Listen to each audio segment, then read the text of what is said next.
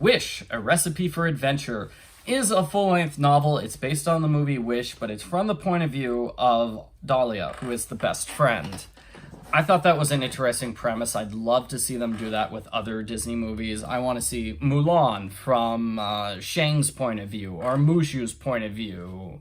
Maybe even both. That would be good. But then as I thought about it, it's like, oh, that leads to problems. Like, if you tell The Little Mermaid from Flounder's point of view, you miss all the stuff that happens on land. Or if you tell it from Scuttle's point of view, you miss all the stuff that doesn't happen on land, because the characters aren't there for those scenes. Similarly with Aladdin, like if you tell it from Jasmine's point of view, that would be super interesting, but then there wouldn't be any genie, because Jasmine's not around for all the genie scenes.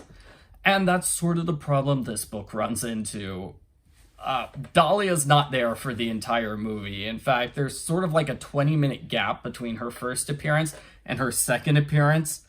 I take that back. She is there in a crowd scene, but she doesn't actually talk to Asha. And you can kind of feel that in this book when there's a huge gap in between the two scenes where she actually has dialogue with Asha. So, what the author does, two strategies. Number one, just really pumps up those crowd scenes where Dahlia is doing things. Asha's not in those crowd scenes, but Dahlia is. So they're raised in importance, so it feels more like she's contributing to the plot. Number two, the author just does world building and adds stuff, and that's what I really liked. I thought that was good. Like, we get to see a chapter of Dahlia and Bazeema being friends and baking together and why they're such good friends. And that's great, because we barely see any of Bazeema in the movie. And we barely see any of, the various friends interacting. It's mostly just them always in a crowd, right? We never see just two of them together. So, that was nice. And then there's this little metaphor about baking. There's a lot of baking metaphors throughout this entire book, because Dahlia is obsessed with baking. That's what she thinks about. I thought that was good. Another one, she tells the story of how she first met Asha about 8 years ago, when they were both 10 years old, and she was chasing after a runaway goat, and Asha helped her, and then they became best friends forever, and that was nice. And then there's also a scene where Dahlia talks to the queen about getting her job at the castle, and that was nice too. And these are all things that aren't in the movie, and I thought that was good. I liked it. But we still do have the problem that Dahlia's gone for a lot of the movie. So, for example, like at the start of the movie, she's there at the start, the scene where all the friends are introduced, trying to help out Asha for the job interview with King Magnifico. And two problems. Number one, it's just not a very good scene in the movie. It's inconsistent. It's inconsistent because the way Asha acts is like she's very nervous and shy. I think adorkable is the term that gets used. She's like, oh my gosh, I'm sweating. Am I sweating? Oh. And she never acts like that for the rest of the movie. For the rest of the movie, she's like a proud, confident young woman who has no problems whatsoever. Besides for, the bad guy trying to kill her constantly.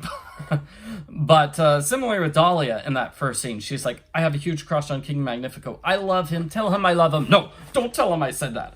And then for the rest of the movie, she doesn't have a crush on him, actually. So, I mean, just inconsistent character development in that first scene. And it's very important because that's when we're basically being introduced to these characters. So, moving on from that. So Asha has her job interview with the king, and then the next time Asha talks to Dahlia is like the next day, and Asha's like, okay, I need to break into the king's room and steal some wishes. Oh, also my pet goat can talk, and there's a magical star floating around. And wow, did she have a really busy night. That is a lot of stuff to skip over. And Dahlia wasn't there for any of it. So this is all like news to her. And then we have the scene where Asha all the friends agree to keep Asha's big secret, and Dahlia tells her to sneak up through the dumbwaiter. And like Asha kind of convinces Dahlia to keep it a secret, and it really wasn't very well done. I'm sorry. Part of the problem is that it was a movie, right? So Dahlia needs to be easily convinced to join Asha's side because it's a movie and Asha's the protagonist. And if they had like a realistic conversation where Asha goes into all the reasons why King Magnifico must be stopped, that would be boring for the audience because that'd just be repeating information the audience already knows and Asha already knows. And so Dahlia's very quick to just sort of flip on the king, who, as we last saw in her previous conversation, has a huge crush on the king. But she flips on him pretty easily. And she helps Asha break into the king's private rooms. And then there's the crowd scene where she's supposed to distract the king, and I didn't like this in the movie either, is that she's supposed to stall the king, stall for time. Another weird thing is she has to introduce herself to the king. She's like, "Hi, I'm Dahlia." And then later on in a scene, the king's like, "Hey, it's Simon, our very own sleepy Simon Donahue." And, excuse me, how's the king on a first name basis with Simon, but not his royal baker? What's up with that? He doesn't know Dahlia. She has to introduce herself to him, but he already knows Simon. I thought that was weird. Yeah. Anyway, I also thought the scene was weird because she tries to stall him by asking unimportant questions like, "Oh, what kind of information do you want? Do you want coincidental information, hypotheticals?" But then the entire crowd starts chiming in with impertinent questions about the wishes, like, "How come we never get to see the wishes? What if my wish changes? Wishes can change." And then Dahlia's like, "No, stop, quiet, stop talking." She's trying to stop the crowd from talking, even though her mission is to stall the king. She should want the crowd to talk and distract from the king. But that's what happens here in the book, too. I mean, that happened in the movie, that happens in the book, where she tries to stop the crowd from distracting the king, even though it's her job to distract the king. And then the book skips ahead to the next major scene, which is another big crowd scene, actually. Another big crowd scene where the king says, "Oh, Asha is a thief, and she broke the law, and she stole wishes," which is exactly what Asha said she was going to do. So I don't know why Dahlia is so surprised. It's like, "Oh, no, Asha wouldn't." And then it turns out Simon betrayed them all in order to get the wish. It's weird. They're wondering, like, what is the wish? Like, what did Simon want so much that he's willing to betray his friends over? And they get really intense about this. And Simon doesn't know. The book and the movie make it clear, once you turn over your wish, you forget it. Forget without regret. Like, he doesn't remember his wish. So he didn't betray his friends for, like, a wish that he knows. It's for a wish he used to have that he doesn't know about. So that really kind of destroys his motivation for betraying Asha. Like, gosh. There's also a scene where Dahlia is wondering how wishes work. And, I've complained about this in other videos, that the way wishes work, it's weird that you forget your wish, because Dahlia's wish is to become the best baker in the kingdom. And she's like the baker. She is the castle baker. So how can she forget that? Like, how does that exactly work? Does she just lose all interest in baking, maybe? Does she maybe think about baking, say, 10% of the time instead of 90% of the time? Is that it? It's like partial amnesia there, but baking brings her joy, and so like she doesn't want to forget about it. Is there a way for her to have a wish about baking without baking being totally ruined for her? And these are like questions. These are legitimate questions that I wish the movie answered. Another thing people bring up is like, how many people live on Roses? Like, say there's 1,000 people that live on the island. The king only grants 10 wishes a year, 14 wishes a year. Well, that's what he says in the song, 14. But if he's only granting one wish a month, then it is impossible for everybody to get their wishes granted. The math just doesn't work out.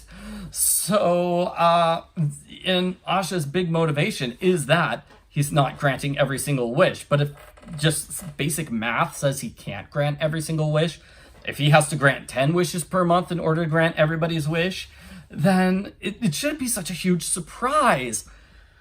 Yeah. Well, anyway, what's the next big scene with Dahlia is where she actually talks to Asha. Because remember, like, the first scene, she's introduced to It's the very start of the movie. They introduce all the characters. She gets Asha prepped for the job interview. Next scene, Asha's like, I'm going to rob the king and break into his thing. And then next scene, they're meeting with Asha in the castle and they're starting a revolution. It's like, that's technically her third scene of the movie, with her dealing with Asha and the main plot. It's like, she went really quickly from I'm in love with the king to let's start a revolution. And this is not a problem with the book. Well, it is a problem, but it's a problem with like every Disney novelization I've seen. They can't use the lyrics to the song. I think there must be some sort of copyright or legal reason why they can't. So they have to describe the song without using any of the words from the song. And that's just awkward, especially in a song like this where we've got multiple people joining in and singing. So they all join together and decide they're going to stop King Magnifico. And then that's the problem because they split up into 3 groups. So 2 out of the 3 groups don't have Dahlia. So we miss out on all the stuff that happens in the forest and Simon. We miss out on all the stuff that's happening in the tower with the friends. We only get to see Dahlia and Queen Amaya going through the spell book in the king's secret lair. And as I said, they did add a scene. The book does add a scene of Dahlia and the queen going down to the secret lair, and I thought that was interesting because they had to have talked on the way there. It's interesting to see the author just imagine what it could have been. But yeah, so of like those 3 groups splitting up into 3 groups and doing interesting things, Dahlia is in the least interesting group because they basically check the spell book and go, oh, well, there's nothing we can do. That's it. Yeah, it's not really action-packed, like the chase through the forest or the jumping to open up the Wish Tower's roof. So then the book kind of just sort of jumps ahead when Dahlia goes outside because she's there in the big crowd where we have the big finale. And I did not like this finale very much in the movie or in any of the Wish books. It just seems kind of phoned in and fake. I mean, I'm sorry to be mean, but Asha just starts singing, saying, we're all stars. That's the premise of the song. And everybody joins in. It's like, we're stars. We have hope. How does that defeat this evil magic that King Magnifico's casting? And it's not scientifically accurate to say we're made of stars. Like, I am not a star. If I was a star, I would be burning up this chair that I'm sitting in right now. Maybe we're all just metaphorical stars, but still, I don't like it's supposed to be inspiring that you can steal our wishes, but you can't steal the fact that we're made of stars. It's like, I would have gone with, you can steal our wishes, but you can't destroy our dreams. We will still have dreams and hope, and that's kind of the message. Kind of, I don't know. And like I said, they can't use the lyrics from the song, so they kind of have to describe what's happening while the song plays. And it's still like they defeat the bad guy by singing. And that's it. Then we go back to Dahlia and her cooking metaphors, which we hadn't seen for like 70 pages or so. But she kind of goes back heavy into the cooking metaphors, trying to figure out what's the best baked good to make for the queen. And they all agree Asha's going to be the fairy godmother of all of them, and she'll do a great job. And they all decide they like Star, even though, they met Star like the one time. Maybe they really enjoyed his show with the chickens. I don't know. So, I'm sorry to get down on this book. I really did like the book. I like the stuff that was new about the book and different. I like seeing it from Dahlia's point of view. It does really run into the problem that Dahlia's not there for a lot of the movie. And then it does run into the problem that the movie's just got its own problems that, this book doesn't really fix. I don't know how you could fix the ending. Maybe if there was, foreshadowing. Like, what if when Dahlia and the queen were going through the magic book, they found something about a way to destroy the evil king's magic through song?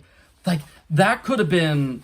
Okay, it would have been 5-second foreshadowing because that's a chapter immediately before they start singing and defeating the king. But by golly, it would have been at least something to set up the fact that, hey, we can stop the king just by singing.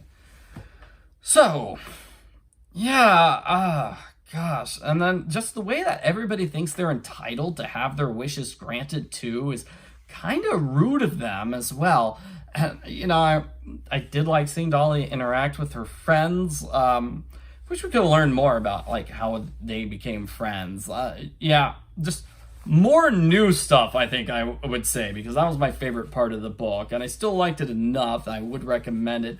And, you know, I'd want to see this done with other Disney movies, but like Wish, it's just got problems. That's all. I think all the problems are from Wish. Like, maybe if the author had been allowed to do more of a hefty rewrite and try to fill in some of the plot holes, that might have made it better.